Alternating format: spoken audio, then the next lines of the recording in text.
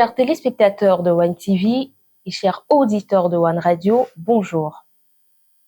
Président national de la Convergence patriotique panafricaine, la CPP, ancien responsable syndical et aujourd'hui sénateur de la République togolaise, Adrien Beleki Akuete est un acteur engagé du paysage politique togolais. À la suite des récentes réunions du cadre permanent de concertation et dans un contexte institutionnel en pleine évolution, il est notre invité pour décrypter les enjeux du dialogue politique et le rôle du Sénat dans la consolidation démocratique au Togo. Monsieur le sénateur, bonjour et merci d'être avec nous.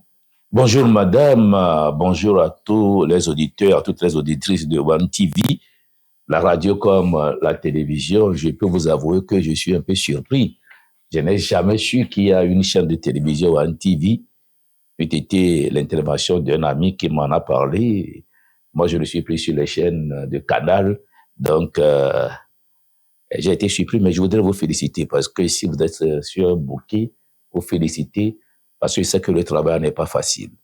Il faut de l'argent pour payer ceux qui font l'émission, qui travaillent ici. Il faut des moyens nécessaires pour répondre alors aux vœux des téléspectateurs, téléspectatrices et vœux même des auditeurs de votre radio. Donc, encore une fois, merci. Et merci de m'avoir invité. Merci également de m'avoir invité notre parti, la Convergence patriotique panafricaine, par ma voix. Monsieur le sénateur, après la 25e réunion du cadre permanent de concertation, quel bilan faites-vous? Avant de revenir à cette question, je voudrais profiter de votre antenne pour m'incliner devant la mémoire d'un grand frère. Et peut-être que vous le connaissez, peut-être que vous ne le connaissez pas. Il s'appelle Tété Godwin, un ancien de la lutte depuis les années 60 jusqu'à aujourd'hui. Il s'est éteint hier. Condoléances à la famille éplorée et condoléances à tous ses amis. Maintenant, revenez à votre question. Parler de bilan, c'est trop tôt pour nous. On peut faire une petite évaluation. Vous savez que la dernière rencontre du CPC, c'était en septembre 2025. Et lors de nos dernières rencontres, plusieurs questions se sont posées. Est-ce qu'avec le nouveau contexte institutionnel, est-ce qu'il faut toujours parler politique ou bien aussi parler un peu de la vie sociale du peuple, de tout ce qui concerne le peuple aujourd'hui? Et à l'époque, nous avons mis en place deux grandes commissions, deux grands groupes. Un pour s'occuper du fond du CPC, parce que lorsque vous prenez l'arrêté qui a mis en place le CPC, il est bien dit dans cet arrêté que le CPC peut discuter de tout. Il n'y aura pas de questions taboues, des questions politiques, des questions sociales, des questions environnementales, etc., etc. Mais nous avons beaucoup perdu le temps sur les questions politiques. Mais revenons un peu à tout ce que l'arrêté avait défini le 18 janvier 2022. Raison pour laquelle, aux dernières rencontres en septembre, on a réfléchi à cela. À la reprise, tout dernièrement le 19 février, il a été dit que, bon, il faut aller au-delà un tout petit peu. Il y avait deux groupes. Maintenant, il faut éclater les deux groupes en trois. Un groupe qui va parler de la CENI, de la Commission électorale nationale indépendante, en tenant compte du nouveau contexte politique et institutionnel. Deux, le fond et la nouvelle vision du CPC. Et enfin, le problème des candidatures indépendantes aux prochaines élections. Si vous vous souvenez, si vous avez bien lu en tant que journaliste les documents des dernières élections municipales, vous allez constater jusqu'à 40% d'indépendants, alors qu'un régime parlementaire, c'est d'abord un régime des partis politiques. Cela n'empêche pas qu'il y ait des dépendants, mais a priori, c'est un régime de partis politiques pour permettre à ce qu'il y ait des alliances afin de porter le choix. Dans tous les pays où il y a un régime parlementaire, c'est les alliances qui comptent. Donc, on en a parlé, les groupes sont bien en place. Hier, lors de notre rencontre d'hier, et on a parlé un peu des institutions restantes. Si vous prenez la Constitution du 6 mai 2024, il y avait une période transitoire pour mettre en place les choses, mais tout n'a pas été fait. Donc, les institutions qui restent à mettre en place, on en a parlé un tout petit peu hier avec le ministre est en charge des relations avec les institutions et le Parlement. Donc, on en a parlé et on a éclaté les groupes. Maintenant, on a décidé que les groupes commencent par travailler. Donc, à partir de la semaine prochaine, les groupes vont commencer par travailler sur les thématiques adaptées à ces rencontres-là. Et on verra d'ici la fin du mois de mars où est-ce qu'on en est pour pouvoir faire avancer les choses. Donc, si on voudrait bien comprendre, le cadre permanent de concertation voudrait maintenant plus se rapprocher des cas sociaux de la population, être plus proche de la population. Tout homme politique a le devoir de parler d'abord du social. Parce que c'est des gens qui votent. Vous dirigez des hommes, des humains qui ont des besoins réels. À un moment donné, c'est vrai que le côté politique a pris le devant, mais il faut revenir maintenant aux fondamentaux. Donc, le cadre permanent de concertation, depuis la CNAC même jusqu'au cadre permanent de concertation, la question se posait déjà. Aujourd'hui, les prochaines élections, c'est en 2030 ou en 2031. Faut-il attendre? C'est le cadre permanent, faut-il attendre jusqu'en 2030 pour parler encore politique et oublier que ceux qui doivent voter sont des hommes qui ont aussi, et ils ont des choses à réclamer. Donc, c'est à nous, en tant que politique, de le faire. Le président du CPC a évoqué la nécessité d'un dialogue inclusif. Selon vous, le cadre actuel garantit-il réellement cette inclusivité? Quand vous parlez de dialogue inclusif, le dialogue, c'est toujours à deux. On ne peut pas faire un dialogue tout seul, c'est un monologue, ça. Donc, le dialogue, c'est toujours à deux. Mais comme on le dit dans notre langue, il est facile d'acheter un mouton, le nourrir, c'est difficile. Vous savez, lorsque la mise en place de la nouvelle constitution a été faite, il y en a qui n'étaient pas d'accord. Il y en a qui étaient d'accord. Il y en a qui ont parlé de résistance. Il y en a qui ont parlé de résilience. Mais chemin faisant, disons la vérité, la constitution en mai prochain fera 2 ans. Cela veut dire que la constitution fait son petit bonhomme de chemin. Faut-il attendre pas une révolution comme certains le pensent? Je respecte leur choix avant de penser à cette population. Donc, parler du dialogue inclusif, je voudrais rappeler que pour certains, il faut une assise et qu'aujourd'hui, tout a été dit la fois passée, il n'y aura pas d'assise, mais il y aura quand même de la concertation, comme le cadre le dit. Donc, c'est un cas de concertation, argument contre argument, pour pouvoir faire avancer les choses. Le ministre de l'administration territoriale a insisté, lui, sur la consolidation de la paix sociale. Le dialogue politique suffit-il à répondre aux attentes des citoyens? Le dialogue doit déboucher sur des résultats concrets. Tout à l'heure, j'ai parlé de 3 groupes. Le fonds, le CPC aujourd'hui, est-ce que le CPC est là uniquement pour les affaires politiques et les affaires électorales? Est-ce que le CPC doit jouer un rôle? Si vous voyez un tout petit peu comment les institutions se sont faites depuis un certain temps, vous allez voir qu'à l'Assemblée nationale, il y a un parti qui a tout pris. Au Sénat, c'est presque la même chose. Mais faut-il attendre 10 ans, 15 ans, lorsqu'on sera aux affaires, avant de participer à la vie de ce pays? Donc, pour certains, c'est la résilience. Il faut maintenant participer en discutant. Vous savez, la politique, c'est le dialogue permanent. Ce n'est pas la confrontation.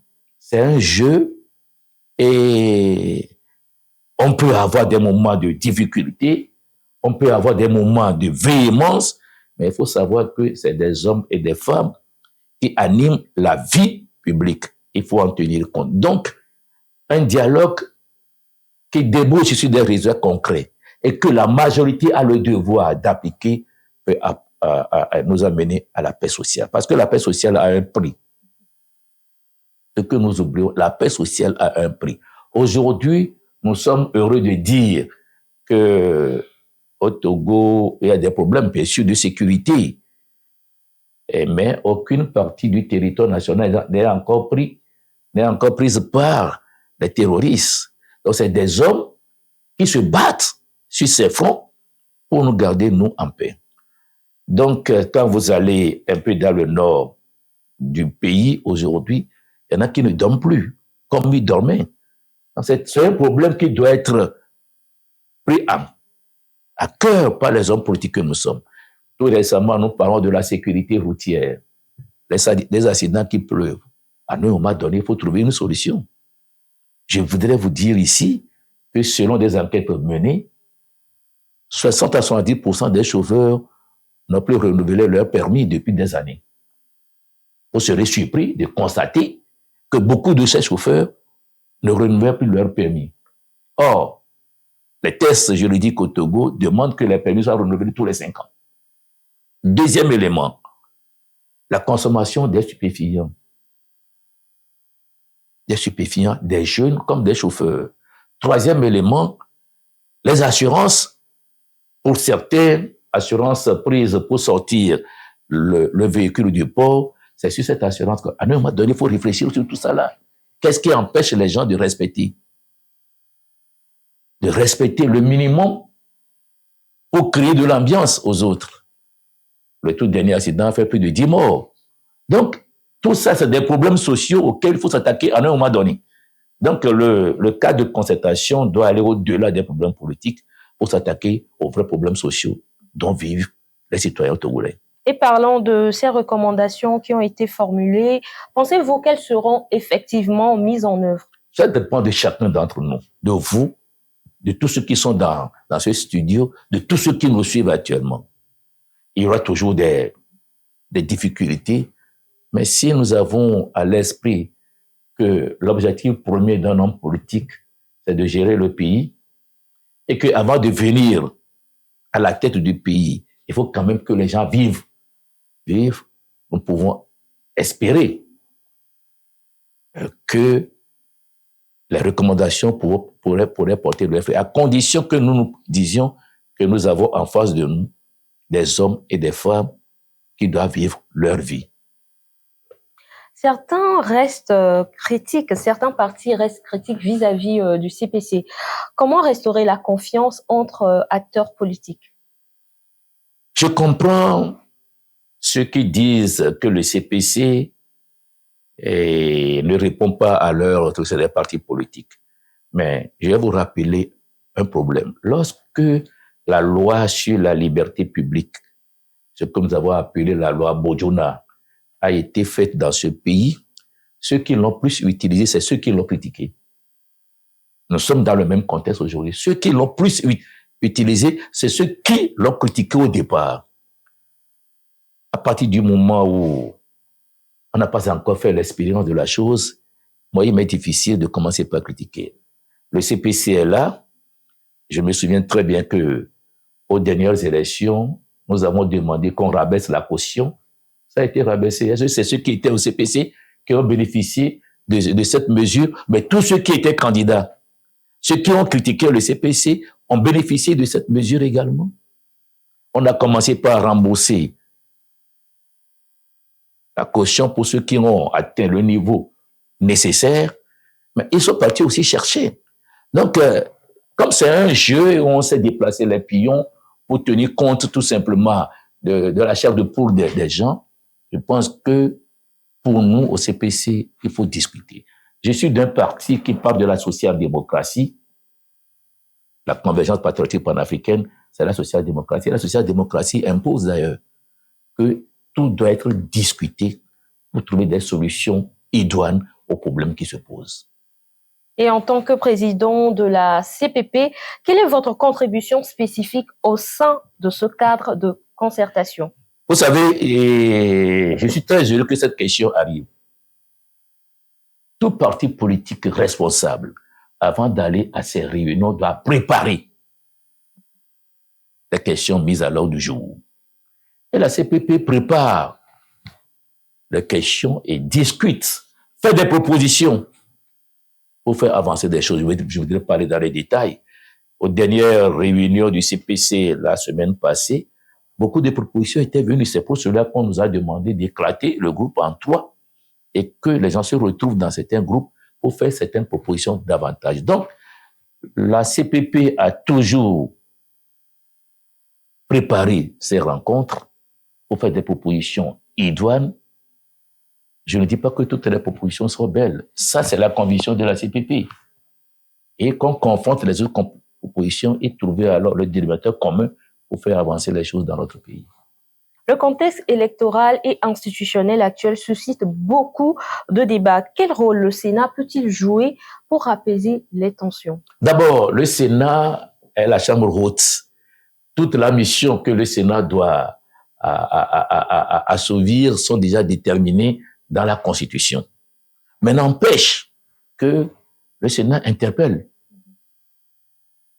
Moi, j'ai eu la chance de participer. Tout à l'heure, quand je vous quitte ici, j'irai encore au Sénat parce qu'il y a tout à l'heure une réunion de la Commission financière des finances pour parler d'un budget. J'ai participé à la deuxième session relative au budget, mais j'ai découvert que des débats se font.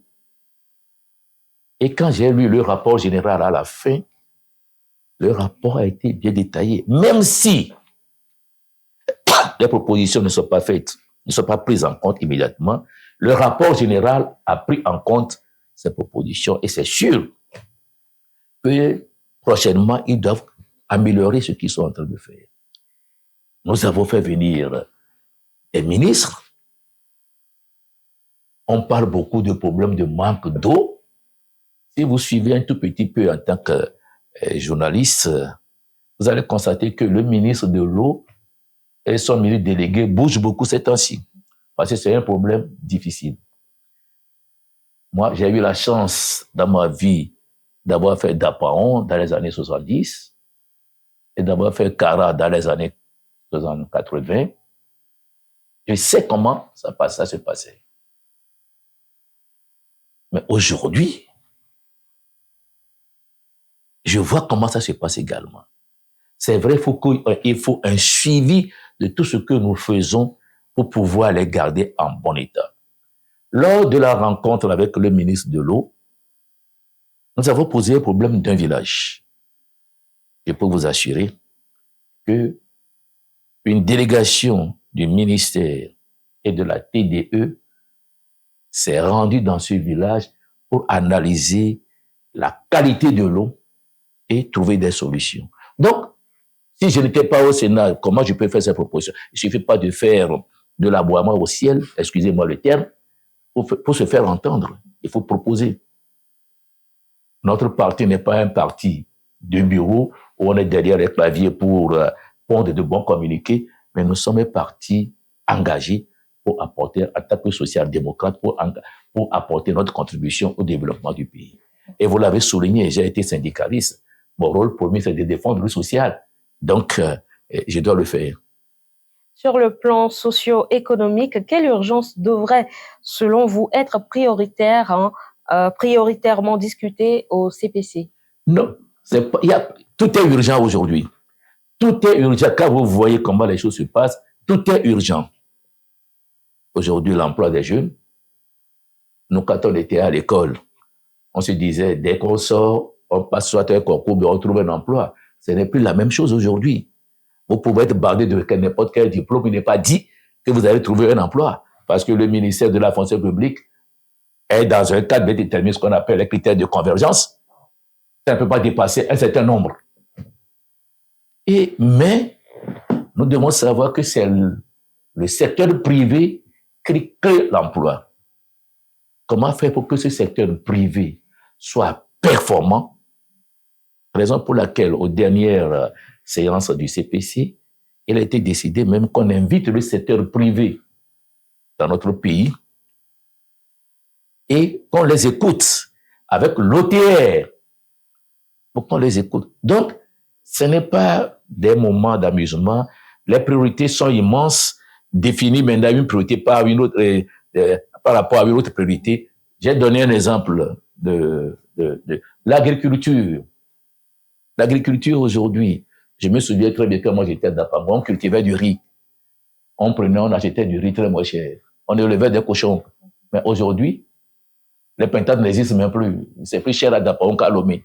Donc, il y a un souci aujourd'hui de revoir l'agriculture pour nourrir son peuple. Les Chinois ont réussi leur politique, même s'il y a des choses à corriger, parce que vous ne verrez aucun Chinois SDF, sans domicile fixe, vous ne verrez aucun Chinois qui ne mange pas à sa faim, vous ne verrez aucun Chinois qui n'est pas bien soigné. Pourquoi? Tout simplement, on a mis en place des politiques pour pouvoir faire cela. Pourquoi pas nous? Nous avons eu la chance de vivre tout cela. Donc, nous devons copier ce qu'on doit copier chez les autres et faire en sorte que nous puissions arriver à ça. C'est ça, nous, notre engagement en tant que parti politique de la CPP. Et parlons toujours des réalités quotidiennes des Togolais. Comment rapprocher davantage les décisions issues du dialogue politique de ces réalités-là? Non, mais vous savez, nous avons une jeunesse aujourd'hui. Le vrai problème, c'est ça. Nous avons une jeunesse qui veut tout en même temps. Et c'est le terme aujourd'hui, en même temps est mieux. Ce qu'on trouve aujourd'hui, c'est ce qu'on bouffe. En même temps est mieux. Mais il faut pas oublier que demain existe. Il faut se préparer pour affronter demain. Si en même temps est mieux et que vous trouvez aujourd'hui, vous vivez au jour le jour, vous n'allez jamais grandir. C'est pour cela que notre jeunesse doit avoir une vision du futur. Je les invite à avoir une vision du futur. Déjà sur les bancs, quand on était sur les bancs, on savait déjà ce que nous pouvions faire. Moi, je pensais être un avocat, mais je n'ai pas été avocat, mais je suis quand même avocat des travailleurs. Mais le terrain commande. Donc, les priorités aujourd'hui, les réalités du terrain aujourd'hui, la jeunesse doit comprendre qu'elle doit savoir se prendre en charge. On n'attend pas. Moi, j'ai rencontré des jeunes au cours de nos élections. 2 jeunes étaient venus me voir. Un mécanicien auto. Et l'autre est peintre. Et je me suis posé des questions. Pourquoi il ne faut pas d'emploi? Ils m'ont dit non. Ils ont déposé des dossiers partout. Je dis, mais ça m'a fait rire. Oui, c'est normal parce que dans notre fort intérieur, c'est quelqu'un qui doit nous trouver du travail. Comment nous auto-employer, ce n'est pas encore dans nos habitudes. Voilà des réalités. Ce n'est pas encore dans nos habitudes. Vous prenez les Ghanéens. Ceux qui ont amené le cirage des chaussures, c'est les jeunes Ghanéens, pas analphabètes, des gens qui avaient leur diplôme. Et maintenant, après avoir fait tout ça là, est parti aux États-Unis, en Angleterre, pour se faire former davantage et revenir travailler dans leur pays. Donc, nous devons aujourd'hui changer de mentalité, changer de curricula même pour la formation, insister sur la formation professionnelle de nos jeunes pour l'auto-emploi. Si ces 2 jeunes avaient ouvert un atelier et demandaient comment on peut les aider, je comprendrais. Mais dire, en tant que mécanicien auto et peintre, dire qu'on a déposé des dossiers dans les ministères, on va prendre combien de mécaniciens? On va prendre combien de peintres? Donc, voilà un peu les réalités auxquelles nous devons faire face en tant que parti politique et faire en sorte que même ceux qui sont là au pouvoir, les obliger, les pousser à nous attendre, à nous écouter et à penser à cette jeunesse-là qui est complètement, je dis, tiktokeuse aujourd'hui. C'est ça. Nous allons maintenant revenir sur la 26e rencontre du cadre permanent de concertation qui s'est tenue hier. Vous avez parlé des institutions de la Ve République et des modalités de leur mise en place. Que pouvez-vous nous dire concrètement sur ce sujet? Non, on a invité le ministre Bawara. Vous savez que la Constitution avait prévu une période transitoire pour la mise en place des institutions. On a à peu près une dizaine d'institutions à mettre en place. Ce n'est pas chose facile. Je prends par exemple le Conseil d'État. Qu'est-ce qui s'est réellement passé? Le Conseil d'État, c'est des juristes. C'est des gens qui ont fait le droit. C'est des juges. La difficulté, comme l'a expliqué hier le ministre Bawara, si on crée immédiatement le Conseil d'État, c'est qu'on va dépouiller les tribunaux de première instance. Or, les Togolais ont plus besoin des tribunaux de première instance de la Cour d'appel que du Conseil d'État. qu'elle a pour faire un travail bien précis, et la Cour de cassation. C'est ça qui a fait qu'ils ont ralenti pour pouvoir créer les conditions d'avoir des ressources humaines compétentes à la base et peut-être envoyer les autres là où il faut les envoyer. Donc, je crois que hier, beaucoup de gens étaient surpris lorsqu'il a expliqué certaines difficultés. C'est pour cela que nous devons venir pour écouter ce qui se dit. On ne peut pas être dans sa chambre pour critiquer, pour le plaisir de critiquer. Non, non. Nous avons appris à critiquer depuis 90, c'est vrai.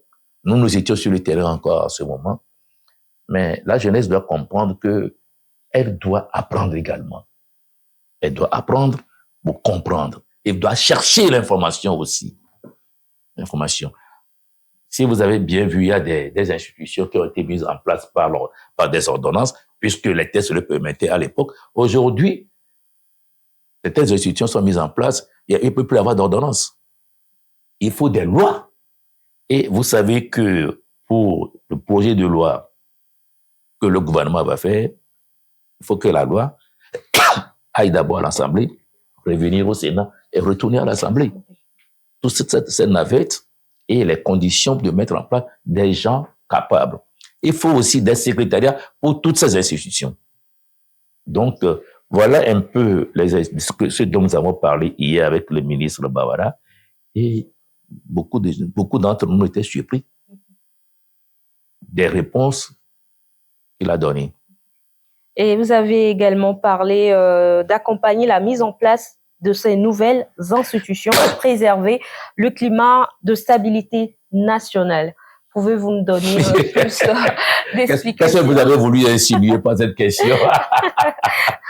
Que veut dire exactement accompagner la mise en place des nouvelles institutions? Quelles seront les actions concrètes? Vous savez, si je me rappelle très bien, lorsqu'on devait mettre en place le Sénat, les gens oublient que c'est l'opposition qui a demandé au président de la République à l'époque, président du Conseil aujourd'hui, qu'en voyant l'équilibre sur le terrain, il faut qu'il y ait un certain nombre de partis politiques, d'hommes compétents, nommés.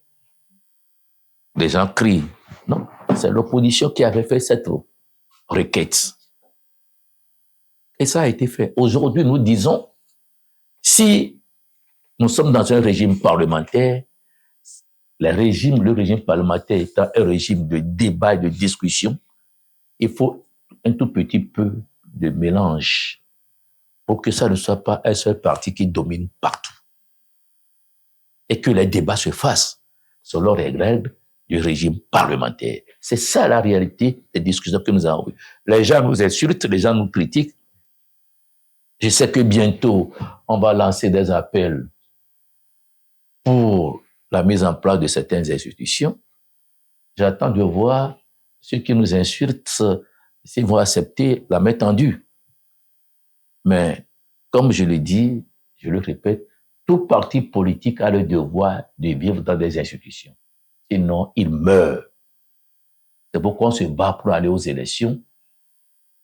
Maintenant, si vous n'arrivez pas à gagner aux élections, et si on vous propose, allez apporter votre contribution. Même, vous pouvez l'apporter quand vous voulez, mais je suis sûr et certain que si on ne peut pas en tout, si on prend 10%, comme en syndicat, on dit c'est des techniques de négociation, on transformera encore les 90% restants à 100% pour pouvoir faire avancer les choses. Pour conclure, êtes-vous optimiste quant à l'avenir du dialogue politique au Togo? Je ne parle pas de dialogue politique, je parle plutôt de la concertation entre l'opposition et la majorité. Le cadre est bien clair, c'est un cadre permanent de concertation. Et quand nous parlons de concertation, on discute, on oppose les idées des uns et des autres et on tire, parce que tout doit se faire par consensus, c'est ce que les textes disent. On ne vote pas au CPC, tout doit se faire par consensus pour arriver alors à ce que ça soit pour tout le monde. Voilà donc, et moi ce que je voudrais dire, je ne parle pas de dialogue inclusif, mais je voudrais toujours inviter nos amis qui sèchent, excusez-moi le terme, le CPC, de venir pour apporter leur contribution à ce cadre afin que nous puissions évoluer dans notre pays. Est-ce que vous avez un message à l'endroit de la population togolaise ou à l'endroit du paysage politique, de ces acteurs politiques-là, pour l'évolution du Togo? Bon, à l'endroit d'abord du paysage politique aujourd'hui, ne nous voilons pas la face, nous pouvons dire ce que nous voulons. Le régime parlementaire est là. Et nous devons en tenir compte. Pour nous, en tant que parti politique, et même les organisations de la société civile, nous devons en tenir compte. Donc, s'il y a un cadre qui permet d'en discuter, d'abord pour les partis politiques, que ce cadre soit bien. Parce que les critères, il suffit seulement de participer à l'une des 3 dernières élections pour être membre du CPC. Il n'y a pas d'autres critères. Si vous avez, mais ceux qui n'ont jamais participé à aucune élection n'ont pas droit à ça. Il faut essayer de participer à une des élections politiques pour pouvoir participer à ça. Une des élections, on ne va pas dire toutes les élections, à une des élections tout court. Deuxième élément, pour le peuple togolais. Disons que aujourd'hui, nous crions, nous insultons, mais est-ce que ça empêche les gens de dormir? Je ne crois pas. Je sais que je serai attaqué lorsque les gens vont suivre cette émission, mais j'assume ce que je dis au nom de mon parti. J'assume, et je l'ai toujours dit dans toutes mes émissions, j'assume ce que la CPP me propose de faire. Donc, à ce peuple de voir, de chercher d'abord à comprendre ce que c'est que le régime politique, les tenants, les aboutissants, comment nous devons nous comporter dans le régime parlementaire, parce que hier, c'était un homme à abattre. Aujourd'hui, c'est tout un système. Puisque vous tirez votre légitimité de l'Assemblée nationale. Donc, que le peuple comprenne, que vous, les journalistes également, vous essayez d'organiser des émissions contradictoires, des fois que les débats soient chauds, que les gens comprennent que le régime est là. Bientôt, ça fera 2 ans, 3 ans, 4 ans. Chemin faisant, maintenant, s'il y a des choses à corriger, nous avons des choses à proposer pour la Constitution, à corriger. Nous allons les faire. Mais ce n'est pas en étant dehors, en insultant ceux qui se battent, ceux qui font quelque chose, qu'il faut le faire. Nous voulons inviter aussi les jeunes TikTokers qu'il est temps qu'ils déposent les armes au lieu d'insulter, de faire aussi de l'éducation, parce que cet outil qui est un outil de formation, d'éducation et non d'insulte. Voilà ce que je voulais dire. Monsieur le sénateur, merci d'avoir répondu à nos questions et d'avoir apporté votre éclairage sur ces enjeux majeurs. C'est à moi de vous remercier. Merci et à la prochaine. Je crois bien que vous avez aimé cet entretien avec le sénateur Adrien Beleki Akuité qui était notre invité. Ce que nous retenons de cet entretien est que des efforts se font au niveau du cadre permanent de concertation et surtout de nouvelles institutions verront le jour pour mieux parler ou mieux s'approcher de la population togolaise. À la prochaine.